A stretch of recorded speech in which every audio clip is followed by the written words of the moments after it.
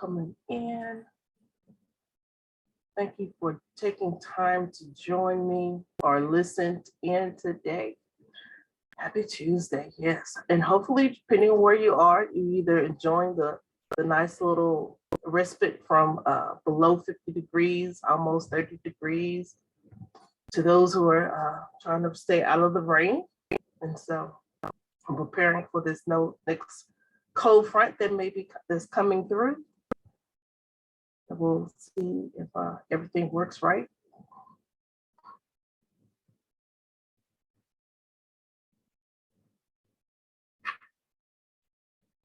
Right.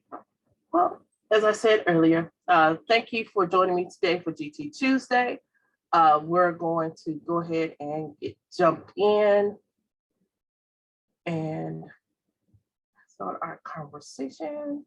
So just wanted to remind you of our special populations mission statement, where we are here to help equip you to increase your awareness, promote equitable access, and improve outcomes for all special populations, particularly our own gifted and talented education. And so we are here to support you and get into really looking at how can we make sure that our students are having full access to the programs and services out there that is available. So part of today is really, I'm just talking about a couple of things with GT policy, and what is your GT practice, and really kind of more of what are you doing out there? How's it going? And then really looking at thinking, just having that open thought process of what does your policy say compared to what your practice is, and then trying to think about how can you align those and update those as we go into the rest of the school year and getting into the summer. And then if you have any share outs or happenings, feel free to throw that out there. And then also, I'm always open for Q&A. All right.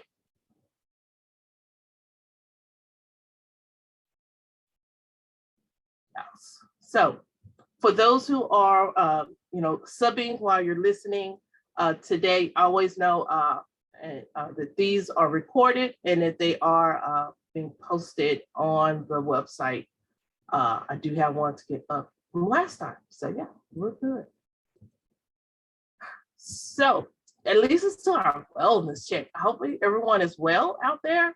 And then drop in the chat how you're doing, if you're back in school, if you're, still moving around, starting delayed, going back, got kids in college, how are you doing? This is just how are you doing? What are you, how's it going in your world? We're doing good here. Tennessee Titans lost it by 3. So my nephew doesn't get to go further, as you see, but we got some great, the Bengals are moving forward and the Rams are moving forward. So it's going to be, if y'all are a football plant, in my words, I only pay attention because of that boy. So I can say for that. I'm more into other things. But I hope everyone's doing good. Hopefully it's going well in your school districts. It kind of hit me just a minute ago because I've got these couple of questions on program services. I think so too, with the color. I'll go for a squirrel in a minute. The colors of the football, Super Bowl is going to be interesting. But a lot of parents are wondering about your program services, why we have so many, and as you're being out also in those subbing. So if our next GT Tuesday, which is February, I move calendar, I want to say the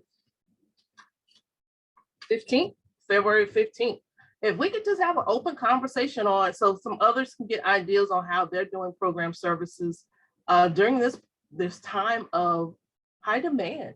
You got subs, but you want to continue services, so that we can all be kind of thinking, oh, this is a great way to do that, or this is another opportunity. So if you want to drop me a link or this chat and say you're willing to talk about what you're doing in your district, I will truly appreciate it. So that's what we're going to talk about next month. Not next month. We just started. The February 15th. We'll talk about how we're doing program services during this time, and then really looking at some other opportunities and what are you doing? And then How are you communicating that to our parents? Because they're asking. Right. So, our state definition, and, so we're looking at those students who are performs at or shows potential. And so I know a lot of you at this point are really looking at your kinders, getting ready for that kindergartner's assessments, really thinking about how you're moving them into the programs if you have that time and opportunity. And then I know some of you are also looking at some of your measures because of vendor changes in program services, and some have sold their stuff to others. So really looking at that. And then how our students are demonstrating their skills in self-directed learning, thinking, research, and communication is evidenced by the development of innovative products and performances. So I know some of you are going into that stretch, getting ready to do those sometime March, April, possibly May, your independent study fairs. So really thinking about what are we doing? How's it going out there? And so I'll be excited to hear what you're doing. How's it going?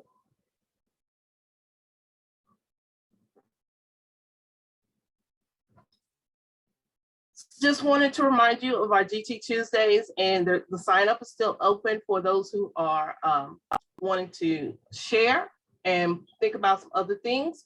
And we still really need to get into talking about two other things before the year is really out, is looking at what are you doing for your TPSP virtual options? Because I know some of you are doing some great, wonderful things out there. And then also, what are your middle school services looking like?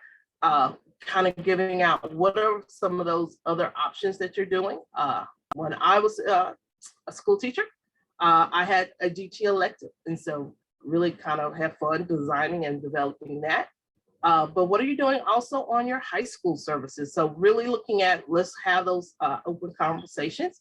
And so today we're going to do that one, this policy to practice, and really just looking at exit, furlough, reassessment, and transfers as we get into that conversation. But I know Paulina is on with us this morning. So Paulina, this is your moment to share. Thanks, Monica. Good morning. I'm enjoying the warmish day as well.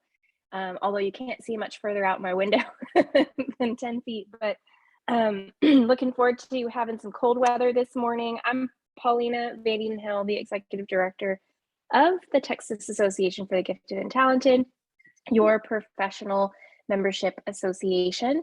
I see a lot of faces that I know today and a lot of names that I know, but I also see some new ones or new to me. So if we haven't met, shoot me a message, a DM, or I'll put my email in the chat here in a minute. I'd love to get to know you and understand your world.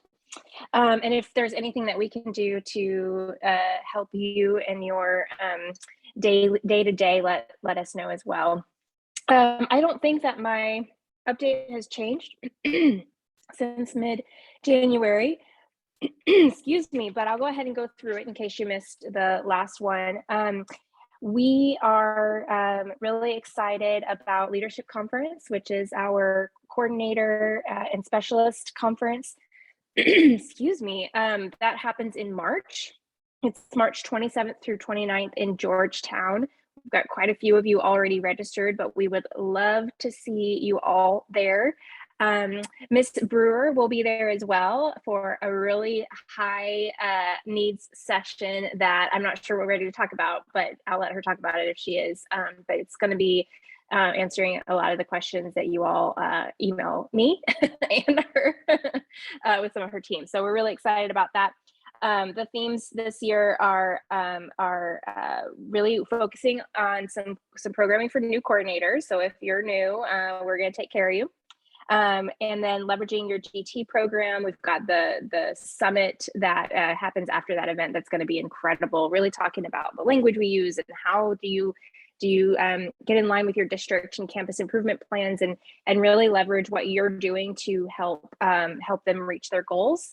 And then we're going to be talking about intentional change and building strong staff teams. I know that you all are experiencing what we're all experiencing with the Great Resignation, and are subbing, and are getting a lot of probably experience back in the classroom. Maybe you have some ideas on kind of how you want to support your staff teams through what will hopefully be a more normal year next year, but knowing that things just change and that's our new normal, how can you build those strong teams? So we're really excited.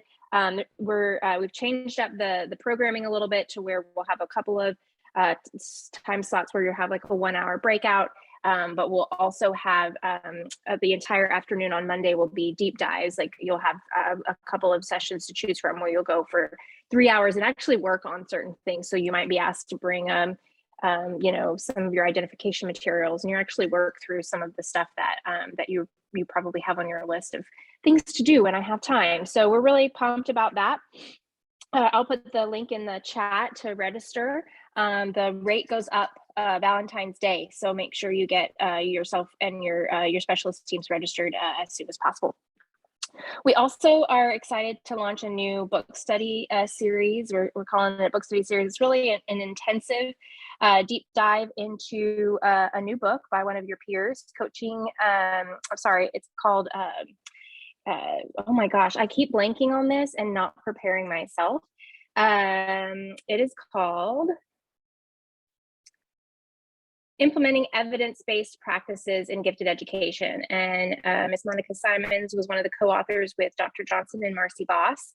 And this is a 5-part series where you're really going to look at how you, if it's on your list that you would like to implement a practice like accelerated learning or universal screening, grouping, increasing your equity in general.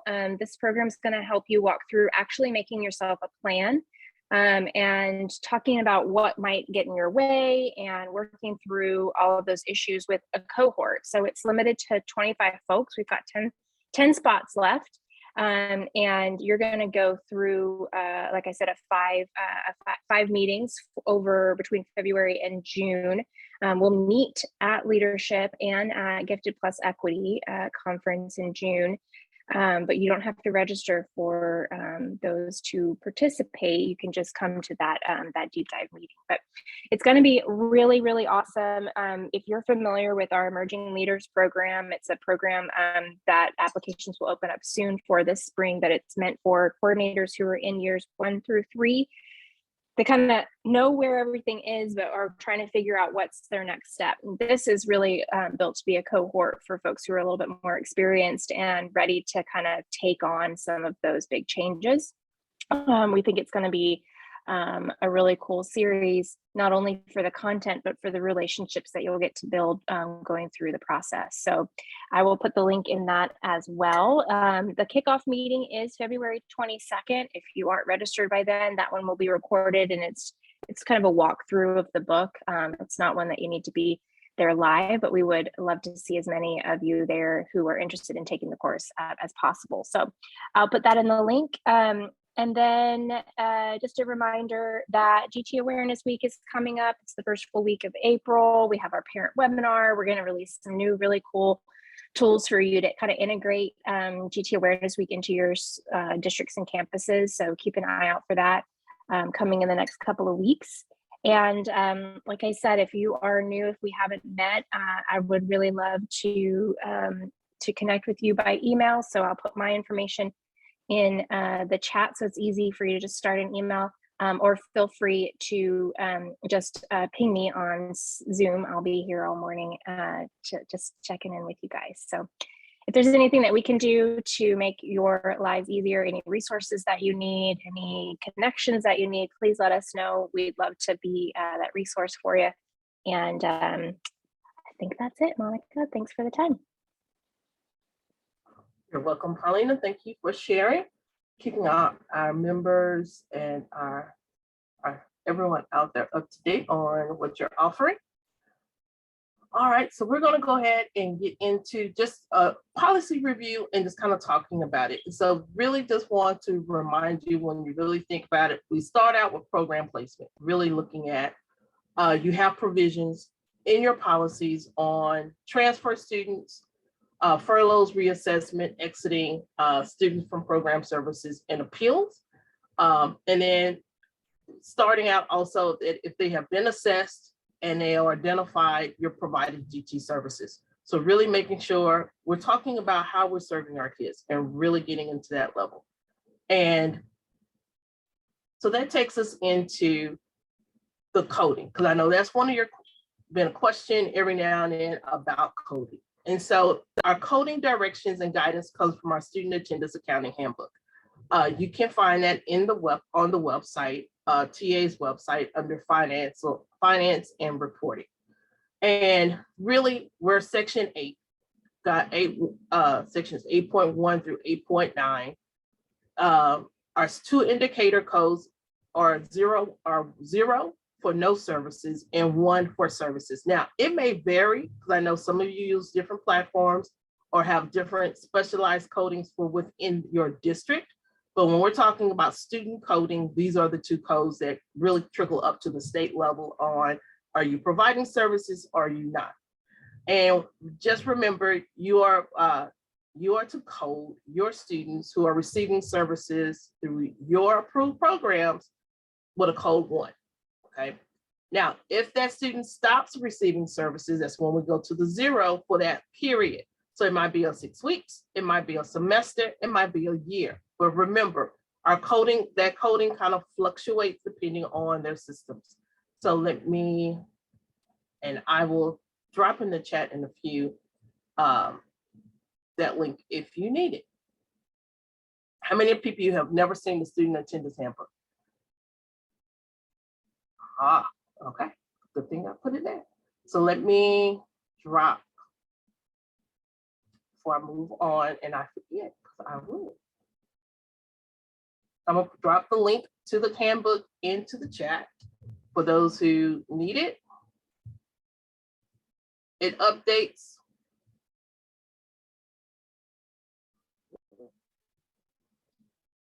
It updates once a year, and so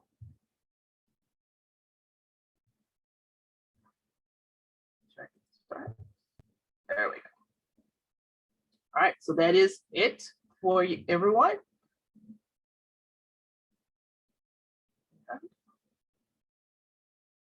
So it has all of the programs, but those are specifically for us.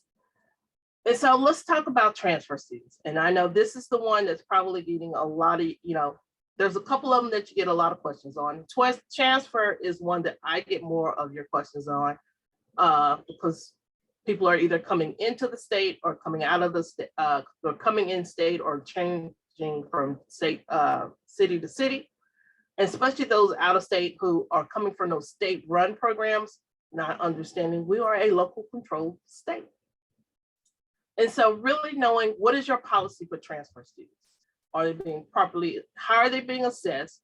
Are they appropriately placed upon notification of enrollment? Because not necessarily you're going to be the one, someone in your campus is going to be So what are you telling your registrars? What are you telling those attendance clerks to be looking for as they come in? And then who's reporting that they are there? Okay. So, and then from my knowledge of what some of the practices are, placement is either going to be immediate or temporary. It just depends, or you're not placing them. So there's a third one. I forgot about that one. So some of you are immediate placing students. Some of you are doing a temporary kind of thing. And then some they're waiting for that district assessment. And sometimes, depending on your language, it's immediate or within 60 days, because it's really kind of changing. And then some have the next identification window. So really thinking about how you do that. And then a few of you got the terms observation.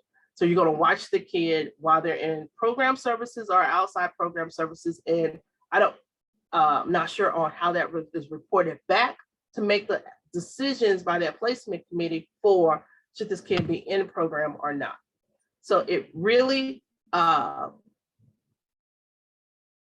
behooves you. And then as I go and people are asking questions, because really, this is all of the kind of the nuance of what's going on around the state. It could be varying from some of you getting more detailed compared to others. But really just kind of make it clear and everyone knows what is your transfer policy. I just know that we're going to maintain, because someone asked, are we going to be a local testing process? No, a state process. So really just make sure people know what is going on in your programs and how those services are. So once again, as I said, talk about to your registrars, your attendance clerks, your counselors, what does that look like for a kid transferring across to make sure everyone is there? Any questions on that? Because I know this one is more of our parents having an issue. And just remember, it's not necessarily the child is losing that GT tag if they are not placed.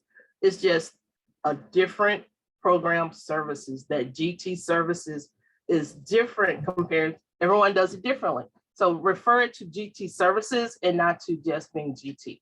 Because that might help some of the issue. Any questions, wonderings?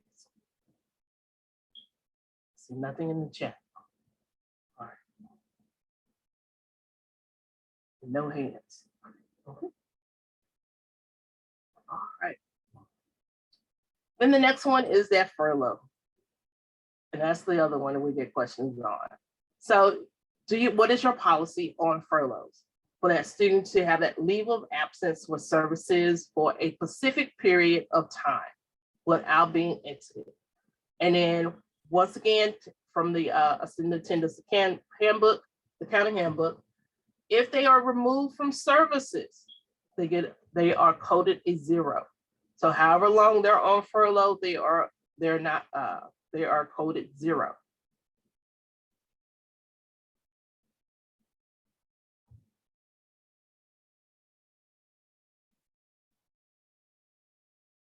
Okay, so I'm looking at Janine. I got a lot of help with the phrase, we are not saying the child is not GT at this time. It's just plain the need for GT services. It makes, sometimes it's just the nuance of the phrasing that makes it helpful for a parent. So as we go in and drop it in the chat, because we're here for open conversation today. And if someone want to talk about it, I'm willing for you to come off chat and just talk about it. How does your district use furlough?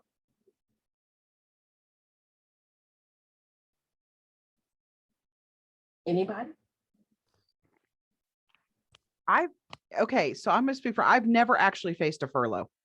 This is a situation where I'm looking at this as purely a hypothetical because, I would like to say they just love us so much they never want to leave, but yeah, it's just not something that has come up in my tenure. So I'm gleaning off others what I should do. All right. So we had a lot of students when we ramped up what we were doing with our independent study, and we had a lot of students want to furlough GT services because they didn't want to participate in our independent study. So we just had to do a big communication piece to parents and students that no, you don't furlough the program just because you don't want to do the independent study. Your kid is still going to be gifted and talented, whether they do, an extensive research project or program or not. So ours was just a matter of communication, changing our communication, changing the way we use the wording, and making sure we used educational and instructional needs versus, your kid is GT like it was a reward, or in this case, punishment, because they saw the independent study as a punishment. I have a question about if those who didn't want to participate in the independent study, if you didn't furlough them, do you have some kind of opt-out form for them for the parents to sign saying that they don't want to participate in the independent study? We do. We have an opt-out because really the only times that we have actually furloughed a student We had one who had a health issue.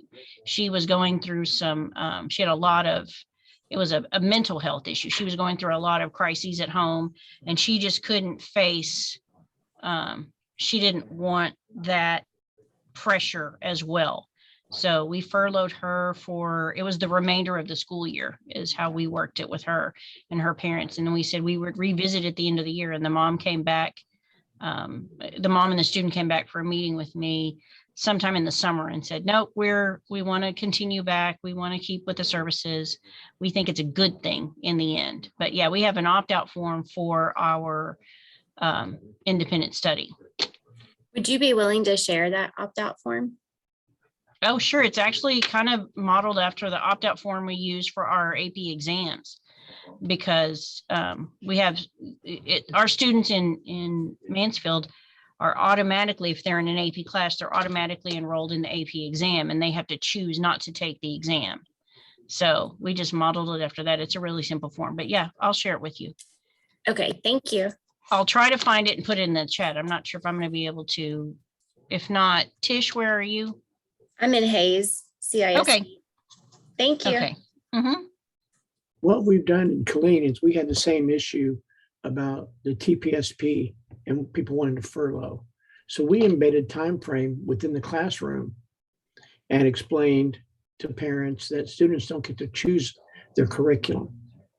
And each campus has a campus showcase, and the student doesn't have to present in that, but their grade should indicate the efforts that they put out with the embedded practices of the TPSP research.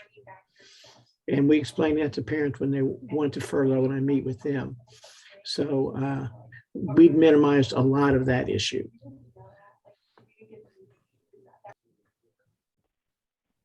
Hey, this is Monica Simons.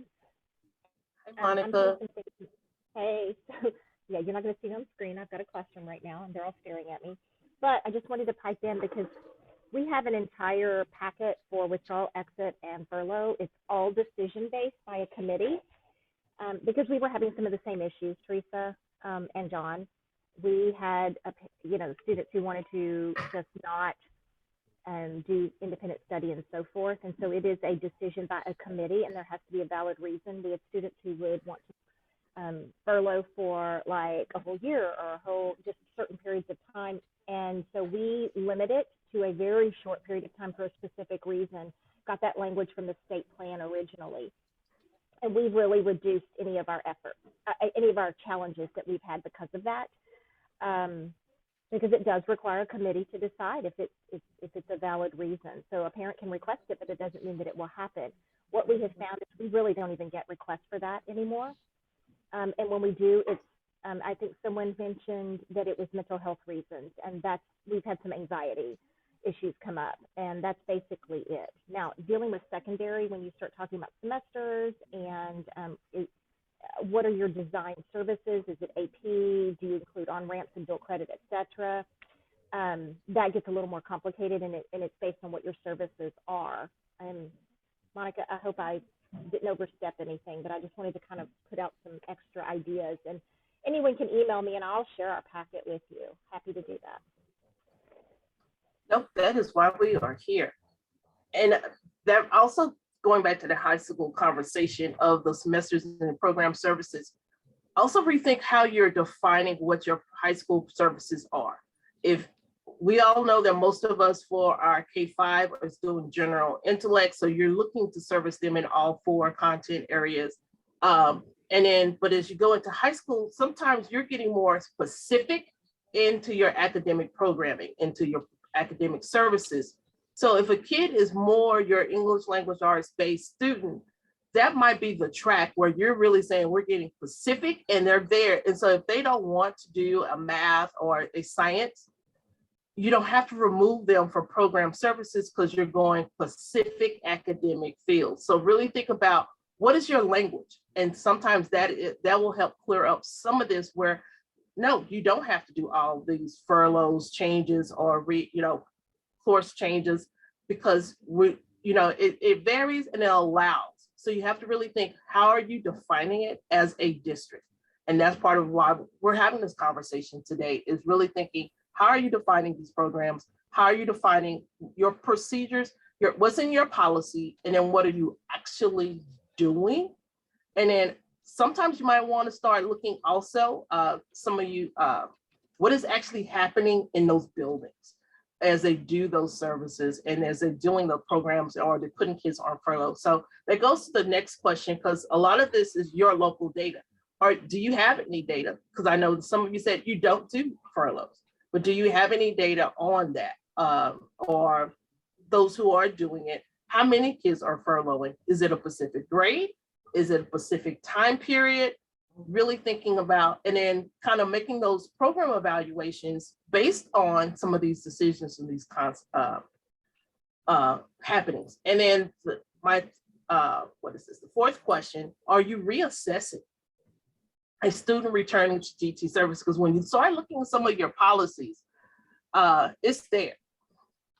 And it says you're reassessing returning GT services. And when we talk about reassessment in a minute, so the question is, how are you reassessing? Are you just re-looking at their grades and what they're doing? Or are they looking at what? Because how are you making that? And then great moment, Monica talked about that decision of placement. All of these things should be done by your committee. We say we make committee decisions on placement. And so really thinking about that. I want to say it's Dilla or Delia? It's Delia. Thank you, Monica. I just wanted to ask really quick on for the folks who have the opt-out option, is there an alternative that provided an option for an alternative for those opted out of the independent study or the TPSP project? So what they opt out of is really we have a multi-step thing. And state plan says participation in TPSP or other experience is available. So we sort of interpret that to mean that they're not required to do it, but it is available and we offer it to all of our students. However, the students still have to do some sort of research-based activity. They don't have to do the full year-long or full semester-long, depending on where they are and what they're doing, research plan. They still have to do something, and they don't have to present it, and they don't have to participate in our fairs. And we have a campus fair, and then a regional fair, and then a district fair. So they don't have to participate in those things, but they still have to do some sort of research component. That's kind of what we do. They sort of opt out of the competition part and the because it's the three parts. They have to do research, they have to do an advanced product, and they have to do a presentation. So we kind of let them opt out of the product and the presentation piece. Thank you very much. I appreciate it. Mm-hmm. So Teresa, I see you're still unmuted. Did you have anything else you wanted to add? All right. Great conversation. Thank you for those who are dropping in the chat what you're doing. That is one of the things to help each of us is to understand what's going on around our state.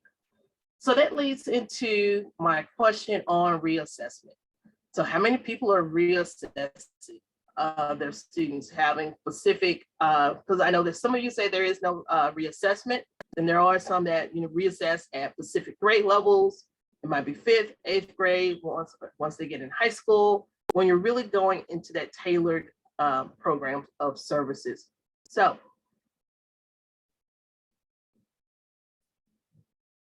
what's going on out there?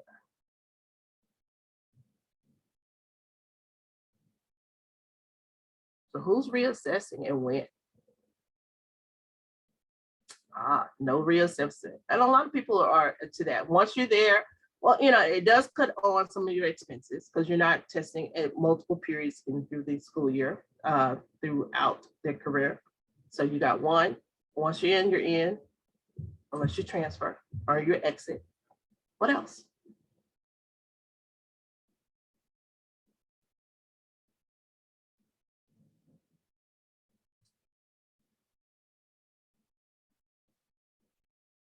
fifth graders, okay.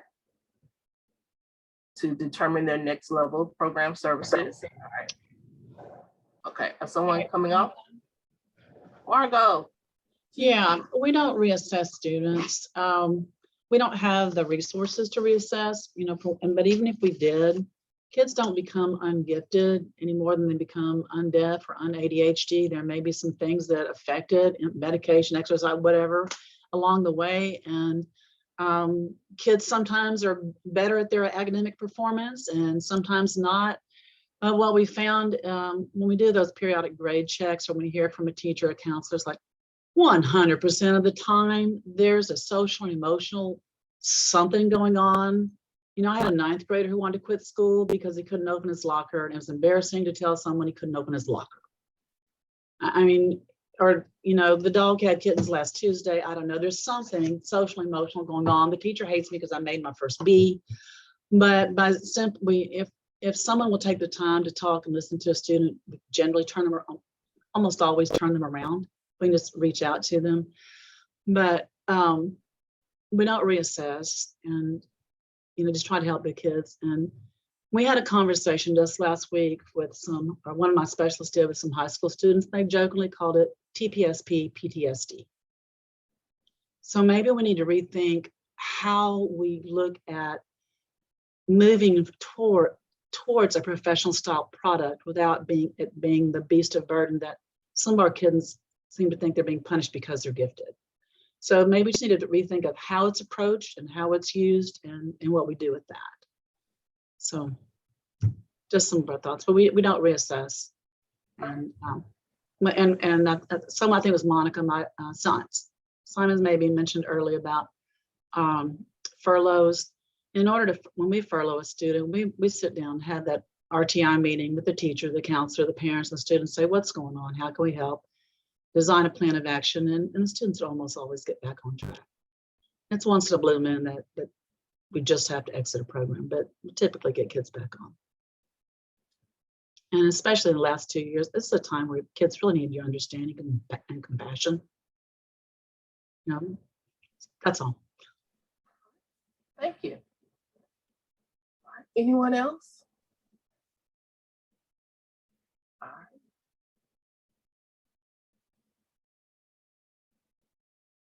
So the next one is really just talking about, got a hand, Mel, Harlan. I was just going to add that something that we did at kind of middle school, but mostly high school, was we added in the advanced CTE programs as part of our GT service plan for our secondary, for our high school kiddos.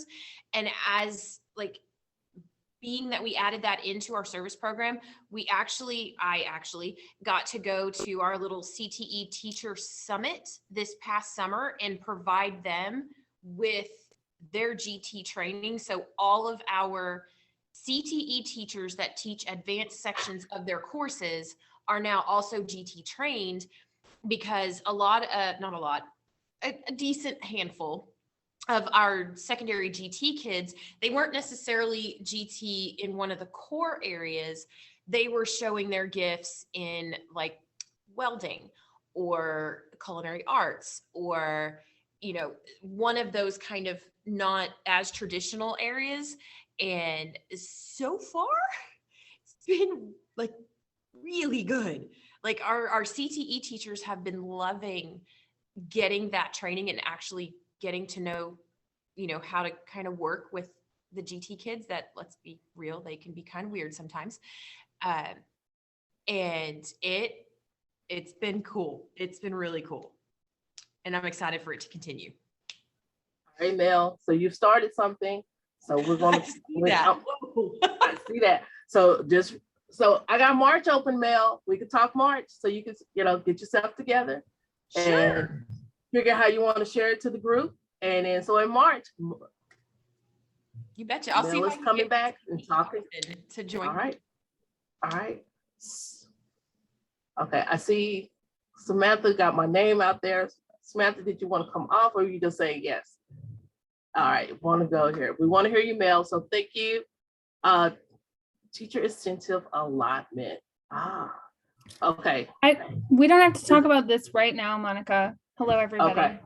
But I know that our district is in the cohort and they're adding an administrator and one teacher. And I'm assuming this will happen in other districts. So I think it would be important for us to maybe come up with a document one day of how we think that teachers who serve students like in a gifted pullout program might qualify for the teacher incentive allotment.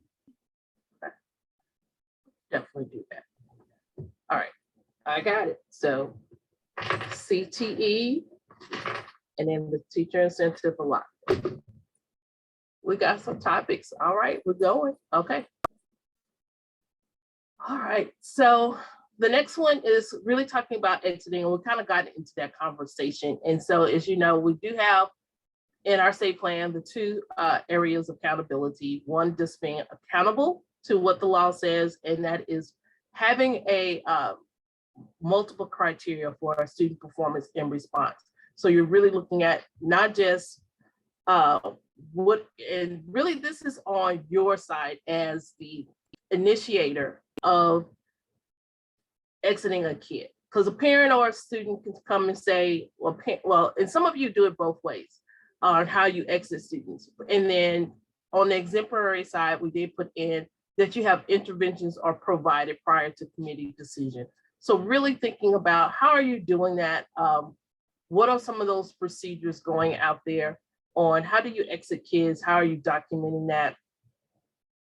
Who can make this request? Because I know in some I've seen that it's not, it's only a parent or the district. Students can't actually ask for it. But then, so some of you do have include a student asking for it. So what are some of your procedures out there as you go into this?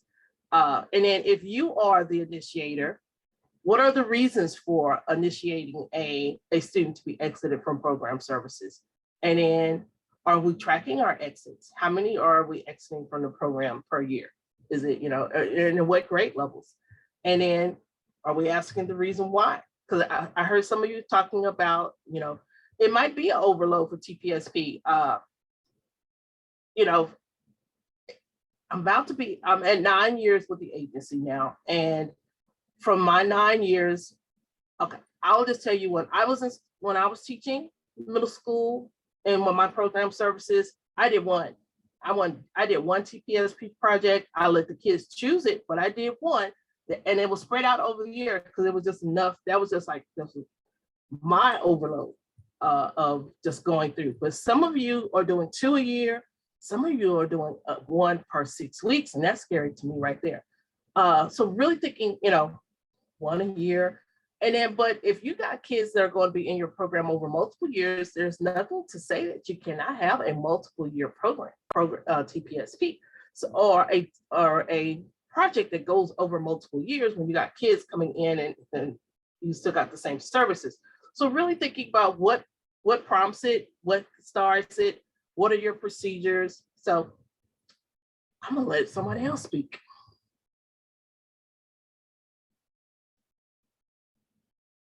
Anybody want to share on their exiting policy? Holly.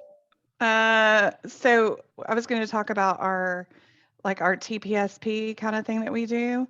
Okay. We do like a genius hour. And so there's not just the research and finding things that they're interested in and finding their niche and all of that, but they also do a lot of makerspace and prototype development, which we found even prior to COVID that kids were a little weak on.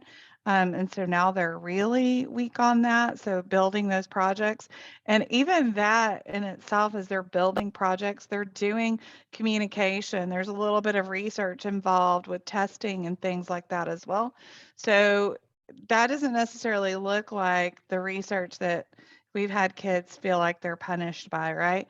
But it's critical stuff that they really need. The coding and things like that you can use for that as well. And then we let kids research something and we just tell them, like, you don't have to be done with bat conservation, right? But you have a deadline to share what you've learned so far, right? And so then that's their project that they get judged on. So.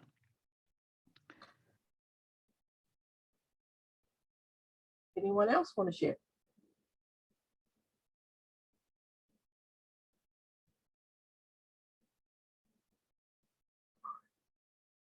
All quiet. Well, hopefully I've given you some food for thought as we talked about program services. And then the last thing I wanted to talk about, just so that everyone kind of, I just did a just general search in district policy and just kind of give you a general layout of where you can find anything about GT, and most of your policies, not all, will have all of these sections, but you will all have a EHBB, which is your local legal and your regulations. And so that was specifically about our programs. The DMA, which is our professional development. If you have instructional time defined, it's going to be in your EHAB, and there's one other one. It depends on, depending on if you define how much is your required instructional time. And so you'll have it there. FDD, which is about our military students, about how they are placed. And then under AEA, educational equity, we are listed there. So these are just those policies in your district, policies coming from TASB, where you will find those general components about program services and anything related to GT. So if you define it, it will be there. Because I know a lot of you kind of asked about how much the time for instruction. So it just depends on your district and what you have defined. So I would definitely check your policy before you look anywhere else. All right, so that leads us to questions. Any thoughts out there? Any question is, could we? I already got two. Talk about the teacher incentive allotment, and then we want to talk about CTE and advanced courses, and Mel will come back with that one. Any other questions, wonderings? This is it.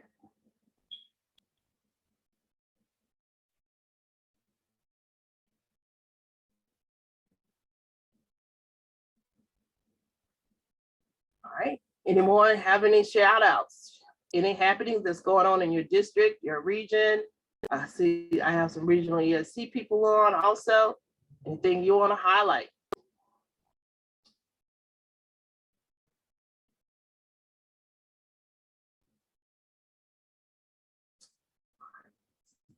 Quiet. Okay. Hopefully, once again, that you have checked out the Equity and Gifted Education website. Hopefully it's useful. There's something out there that you may need or not finding, let me know. All right, I got a question. What's a good way to make sure teachers are completing their 6-hour or 30-hour updates? We offer on-demand courses, 6 trainings, but it's hard, been harder to get these hours completed. Anyone has come up with a good way for you to do that during this season of pandemic? So I know there's been a lot going on. We did a book study with the teachers using Google Classroom and Flipgrid and some of the tools we have them use with the kids, and they actually really enjoyed it. So it was something where it didn't take a Saturday. I found if I asked them to come in on their off time, they absolutely were opposed to that. But if it was here, there's a structured but sort of free-flowing book study through Google Classroom, they seem to enjoy that. So that was one thing that worked. Margot. Oh, I see you, John. Margot and then John. I hesitate to volunteer this information because she's so overwhelmed and works so hard already, but Heather Block works in my department, and she is absolutely the best person I've ever met when it comes to professional learning, how to organize it, how to make it happen online, offline, synchronous, asynchronous, in person, and all kinds of combinations. And she's really, truly an expert. If you have a need to talk about professional learning, her email is block.h@pearlandisd.org. She's truly amazing and a great resource if you need some assistance with professional learning. And she just put her email in the chat. right, thank you, Margot and Heather. John? We use the on-demand 30 and 6-hour updates. And what I do is once a month, I send the update to the campus coordinator on progression of each teachers. Now, I know that's a lot. We have here in Killeen, we've got well over 50 campuses. So it takes a little time, but once we get on it, keeping a spreadsheet dialogue and then opening it up for them. Plus we do face-to-face as well and book study. So we give them as many opportunities as we can, but once a month, everybody knows where they're at and what they need to do. As it gets closer, starting in November, the principals also CC'd on the information. So November and December, the principal is well aware of the status of their staff on their updates or their core 30. That's what we do.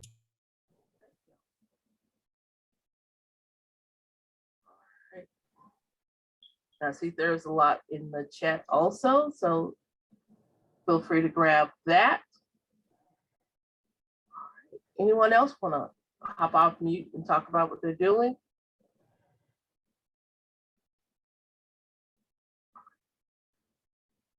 Hopefully you got the newsletter this week.